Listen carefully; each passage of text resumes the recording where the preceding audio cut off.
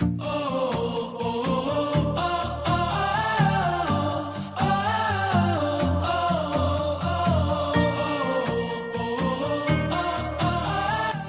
bidyong ito ay matutunghayan nyo kung paano natin i-explore at may enjoy ang ganda ng kalikasan.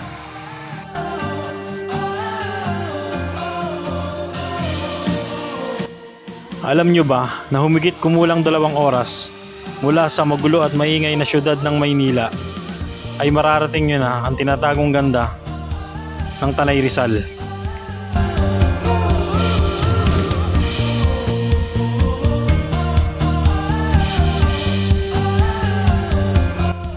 Tara tropa, tawirin natin ang mga ilog. Sama ka sa aming ride adventure.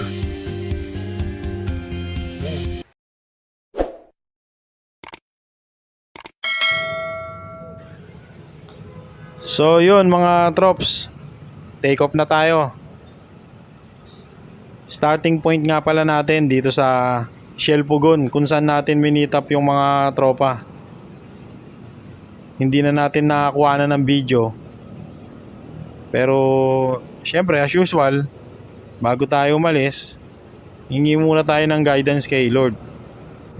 Iba pa rin yung may protection ka sa daan. Kasama mo si Lord sa bawat biyahe mo, saan ka man mapunta. Lalo sa mga ganitong kalsada na daraanan. Iba talaga yung may protection eh. Marilaki Highway. Alam naman natin kilalang kilala to sa mga aksidente eh. Kaya kailangan natin ng gabay.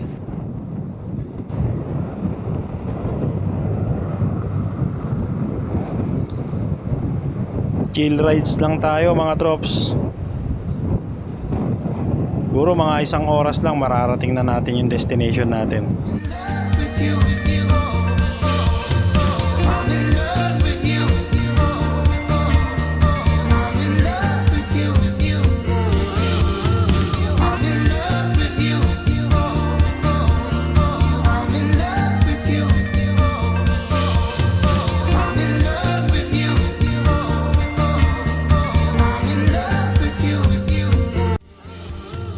Ang Marilaki Highway ay ang kalsadang nagdurugtong sa bayan ng Marikina, Rizal, Laguna at Quezon.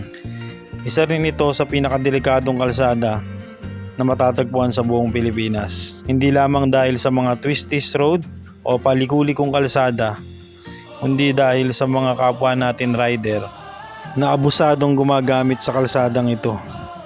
Ginagawang racetrack ang kalsada na nagiging sanhi ng mga aksidente sa nasabing daan.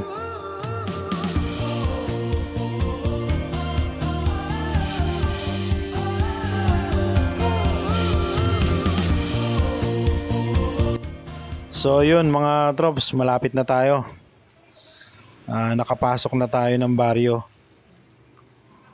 Tanong-tanong lang tayo ng konti kung saan ba yung way papasok dun sa may mismong pinaka location ng resort. Ayun na nga, rough road. Medyo paon yung kalsada tapos rough road.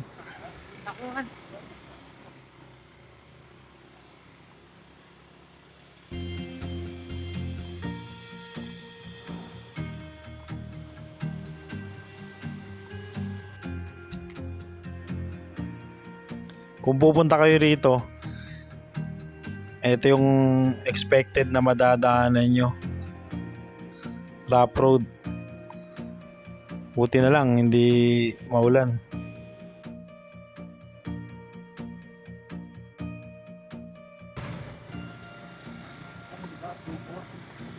Adventure.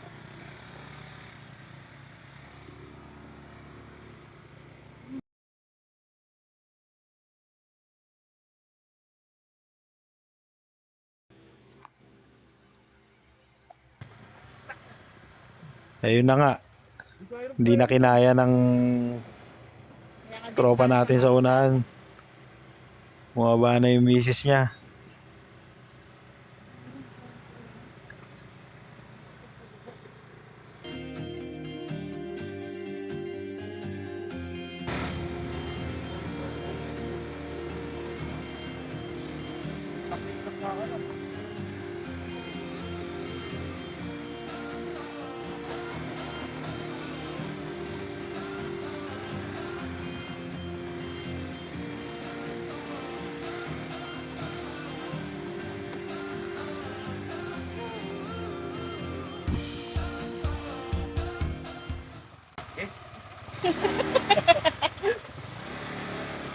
Adventure talaga. So tayo na mauuna. Click lang pala yung dala natin, Honda Click 125. Ayan na yung presidente namin, si Pres Nene. Ayan na yung mga asawa nila, mga naglalakad.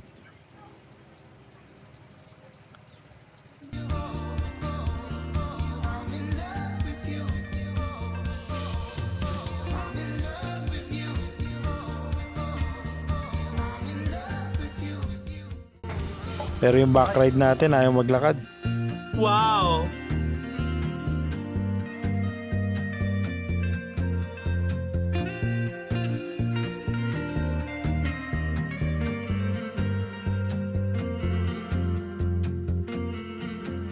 Ito talaga yung adventure.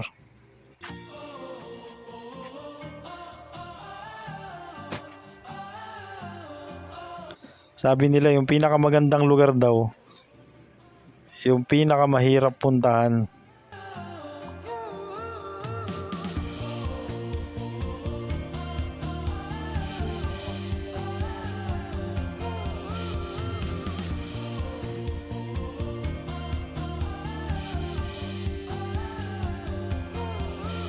Estimated natin siguro mga 3 to 4 kilometers din yung rough road.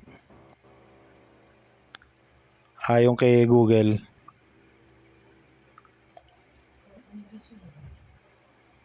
Pero ayon kay Google, hindi rin naman exact pin yung location nila eh. Yung Binibining Goli.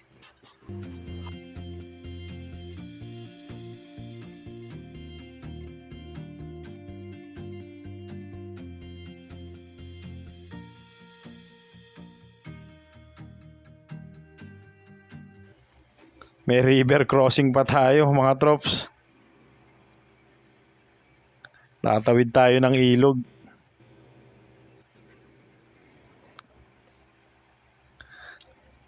Tamang survey muna tayo kung makakatawid ba tayo o hindi. Di natin alam, baka mamaya malalim yung ilog.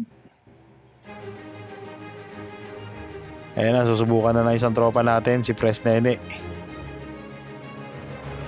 Kung kaya ba makatawid. Kung kaya ng NMAX, baka kayanin din ng Click. Oh, wag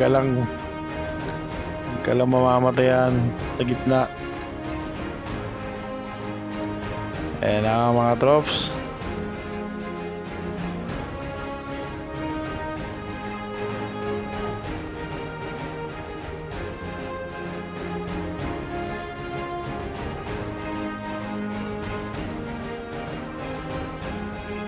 Kayang-kaya ng EZA.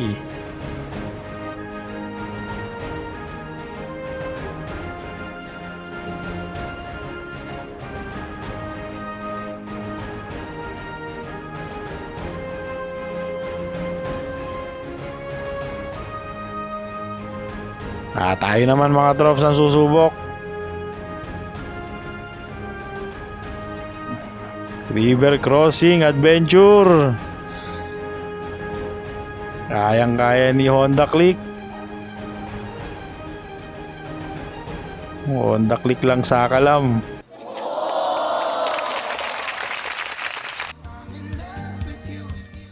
Ayan na mga trops, nakarating na tayo sa destination natin. Mga ilang metro lang naman ang distance mula dun sa river crossing, mararating na natin yung Binibining Goli.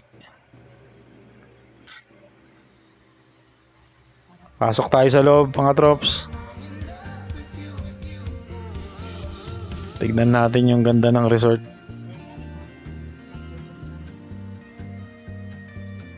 Ayan pala yung dining area nila, yung kitchen. Ayan yung CR. Kompleto naman sila sa mga gamit pangluto kaya wala na kayong poproblemahin. Welcome to Binibining Goli Cabin. Ayan yung isa sa mga bahay na ino-offer nila.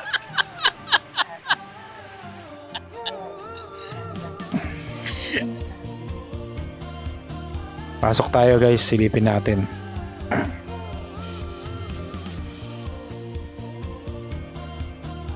Ayan, meron siyang 4 na kama sa sahig. Siguro more or less mga 8 to 10 person ng kasya rito eh. May balcony rin.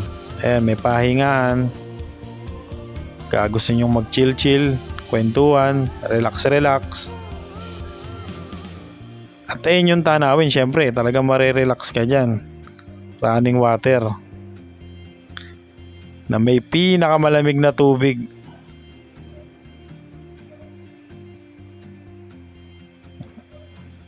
Kaya kung gusto nyo mag-chill, punta lang kayo rito sa Binibining Goli. Ito naman yung second floor ng cabin. Check natin.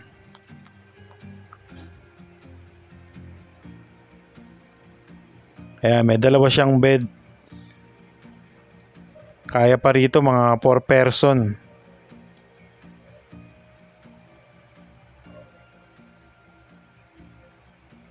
By the way mga drops, 14 person yata kami rito. Ayan. Yung grupo ng Force. Ang binayaran lang namin dito 4,500. Overnight na yan, 22 hours. So yun, pagkatapos ng medyo hindi naman ganun kahabang biyahe. So syempre, ito yung reward natin, yung pagkain. Breakfast muna tayo.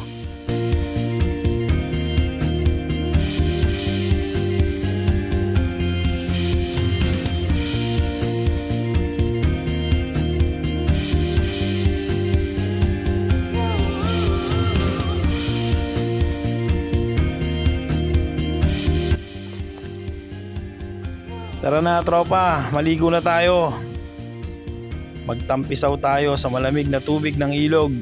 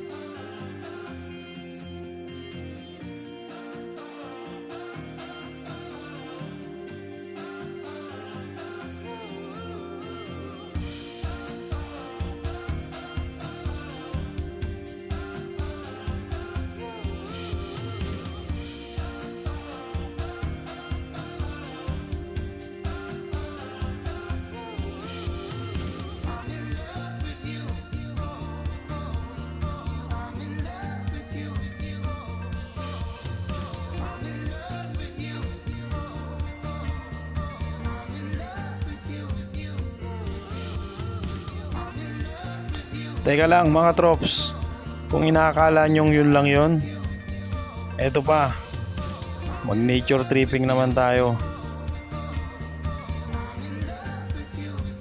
5 to 10 minutes na trekking, mararating natin ng Twin Falls ng Tanay sa may Sangag Cave. At ang kagandahan dito, wala nang entrance fee na babayaran. 20 pesos lang na environmental fee kada tao, may enjoy nyo na ang Twin Falls. Dito lang yan, sa Sangag Cave sa Tanay Rizal.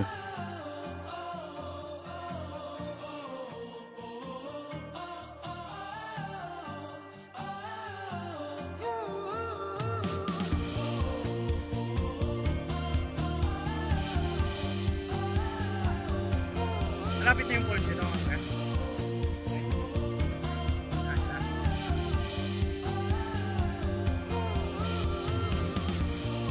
Kung nature lover ka at trip mong mag nature tripping, perfect tong lugar na to para sa'yo, Trops.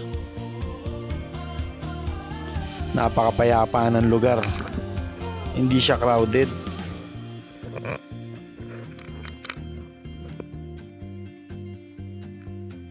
Pero ano pong magandang falls dito, kuya? Anong bayan pala to, kuya? San Andres pa rin. Yung po bang mga bumababa kanina, galing po rito?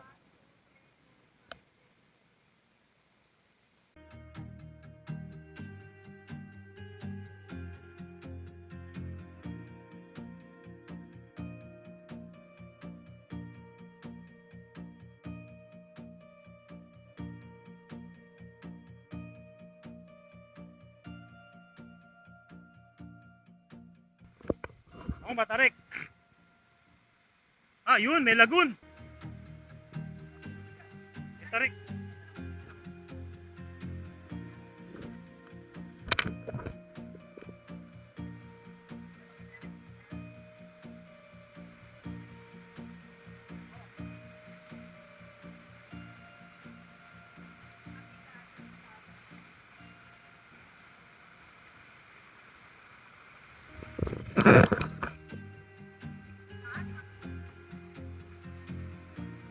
Baka madulas ha.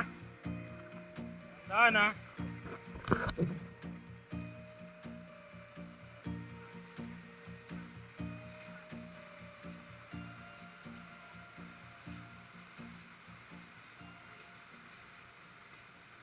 Ayun, may lagoon. Sabi niya.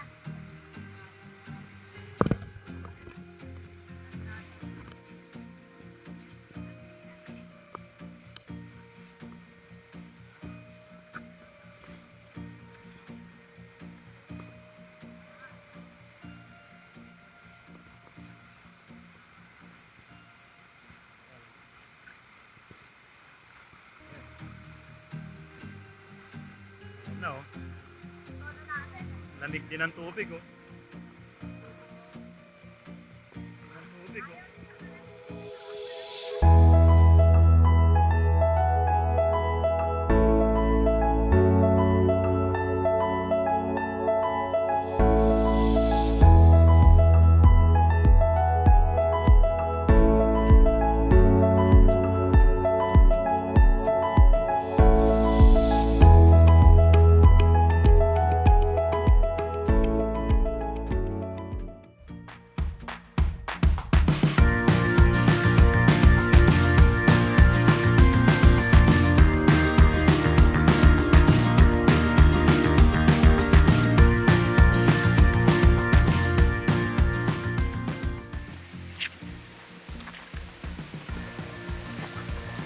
Falls number 2.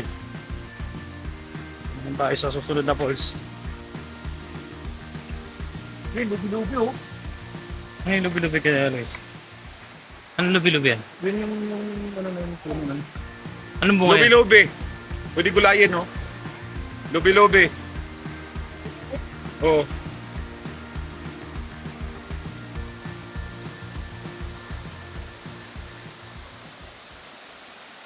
Kunin natin yan. Oo.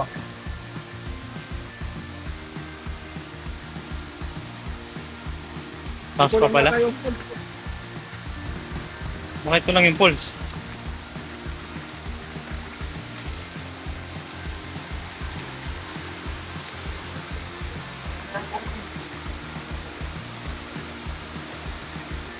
Bakit ito na yun? Ito na yun?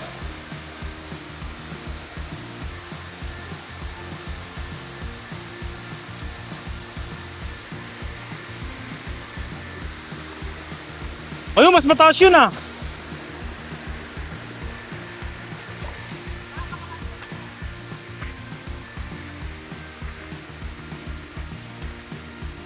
Mas mataas pala yun oh.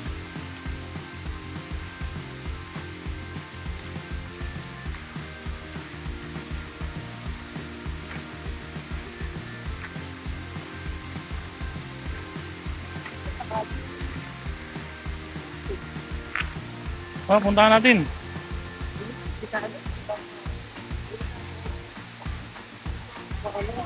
Ibang meron doon. Ito sayang eh. Mars, pang reels mo rin yan. Oh, dahan-dahan kayo rito ah. Saan? Saan tayo kaya?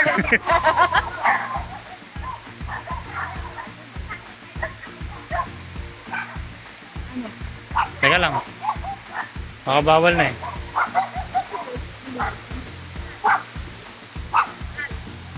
Hindi. Ito ang malalim pag nahulog ka rito. Ayan oh.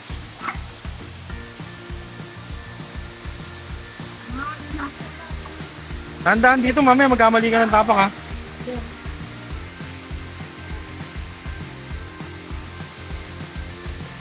Ayan, nagpipicture siya.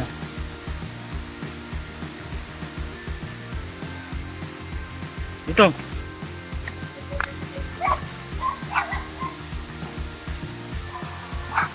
Kaya pwede po rito, no?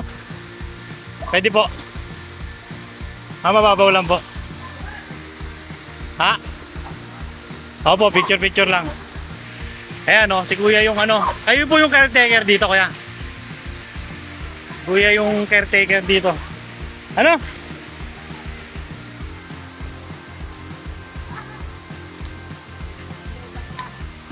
Ano na, dumatas.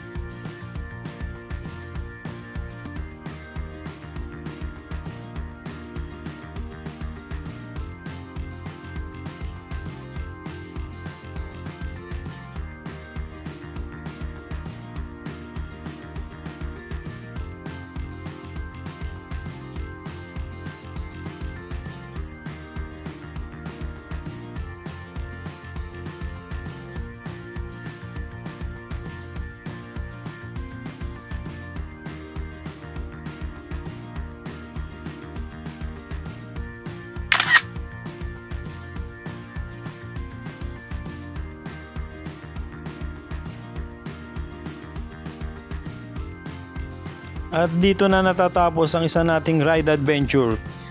Hanggang sa muling paglibot kasama ang Team Force na nagsasabi sa inyo ng ride safe and God bless.